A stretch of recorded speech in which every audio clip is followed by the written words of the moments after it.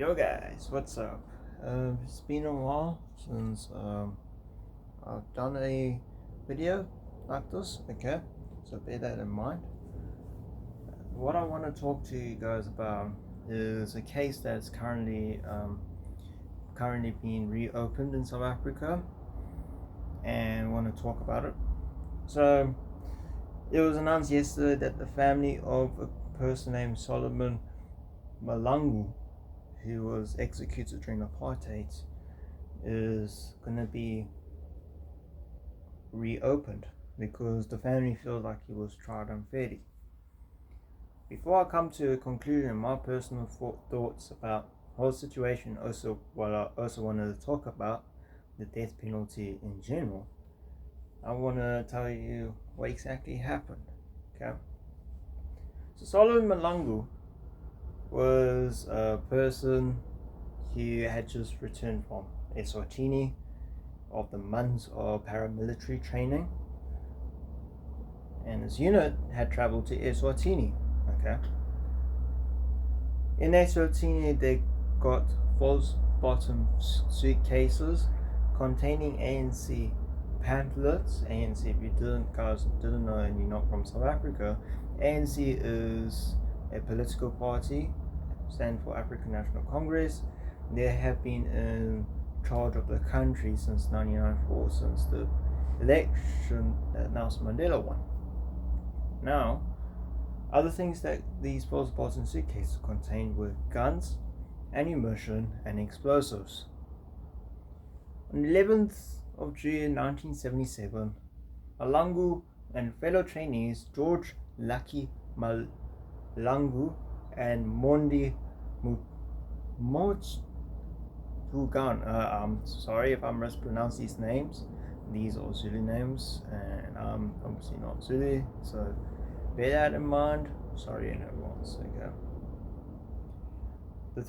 These three men formed a smaller cell that crossed the border into South Africa. They were to go to Johannesburg. The intention was to join protests in commemoration of what happened during the Soweto uprising the year before. Soweto uprising happened on 16 June 1976, which is celebrated in South Africa as Youth Day, where black children in Soweto protested the Bantu Education Act, which basically made it mandatory for schools to teach in Afrikaans, and this was difficult for students and teachers and principals and parents. All those people try to issue a complaint to the government. The government absolutely ignored those complaints. Okay, now back to the story. On 13 June 1977, the three men, each carrying a suitcase, were stopped by a policeman who was rightfully suspicious, and he took one of the suitcases. In the suitcase, an AK-47 assault rifle and one or two hand grenades fell out. All three men tried to flee the area and escape the police.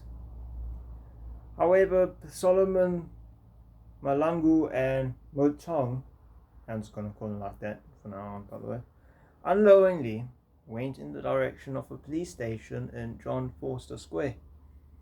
Solomon was shot in the ankle by the police as the pair fled to a warehouse.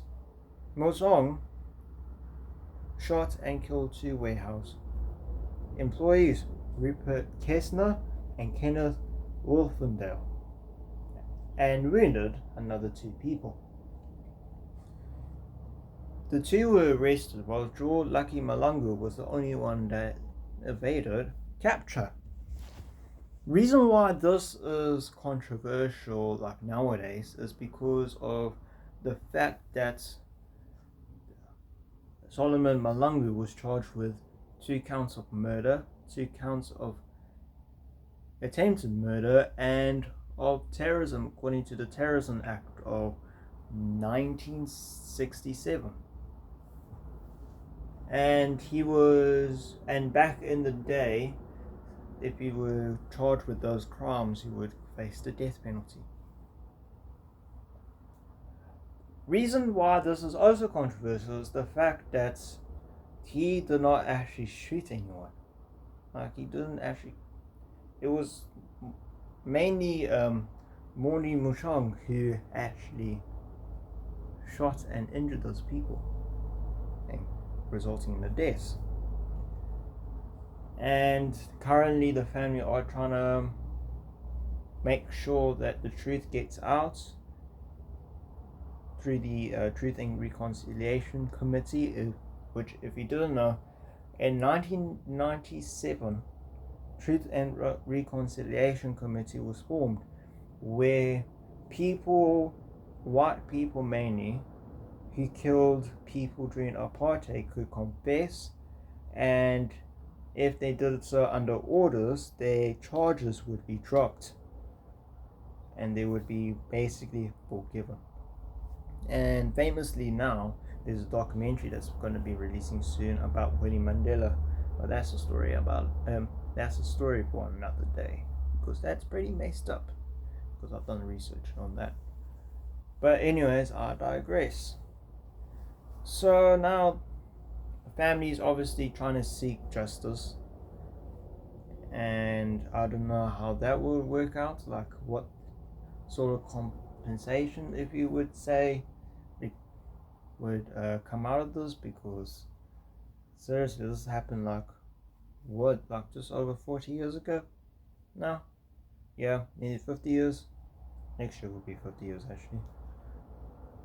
And yeah, now I go on to the thing that I was wanting to talk about, which was my opinion on the death penalty. Okay, my personal opinion, I feel the death penalty is wrong. It should have never have existed.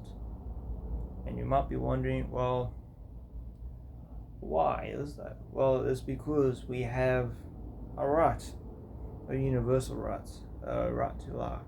Okay, right to life, if you don't know, it applies to you, it applies to me, it applies to the most evil man who's in prison, or evil woman.